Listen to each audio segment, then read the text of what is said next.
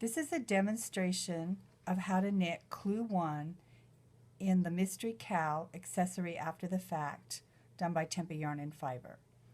Your pattern says to cast on 33 stitches. I'm only casting on a small amount for demonstration purposes, but I did cast on an odd amount. I'm going to demonstrate two styles. The first I'm going to demonstrate continental, and then I'll demonstrate the wrap or the throw method as well. So whichever way you knit, it will be easy for you to see what to do. Your pattern says knit the second stitch on your needle. So this is my first stitch, second stitch. I'm going to knit it just like you normally do, going all the way through the loop. As you can see, I'm opening the loop. I let this be a little loose so you could see that I'm opening up the loop, going all the way through just like you normally would knit. Catch my yarn and bring my yarn through, but I'm leaving the stitches on the needle. Now I'm going to turn and put my point through the first stitch and knit it like I normally knit.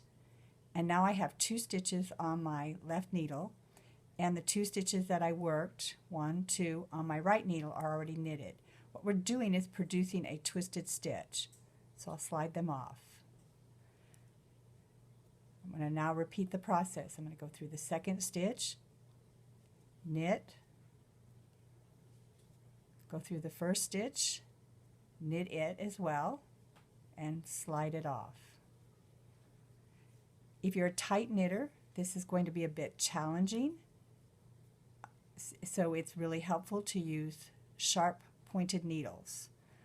I prefer the Addy Lace or the Addy Rockets because they have really nice sharp points and it makes it easier to get in and knit. Also, sliding your work up to the tip of the needle makes it easier. So I have 3 stitches left, so I'm going to slide up. I'm going to knit the second stitch, catch it, go in, knit the first stitch, slide both off, and then I'll knit the remaining last stitch. That's 1 row knitted continental style, and you can see the fabric is twisted. Now I'm going to turn it around, and this time I'm going to put my yarn in my right hand for those that wrap or throw. Again, I'm going to do the same thing. I'm going to go into the second stitch all the way through the loop, get my yarn in place, wrap, knit, then I'm going to go to my first stitch, leaving my second stitch on the needle, and knit that stitch as well. Now I have 2 stitches and off, and you can see the only difference is which hand I'm using to create the new stitch with. In this case, the right hand.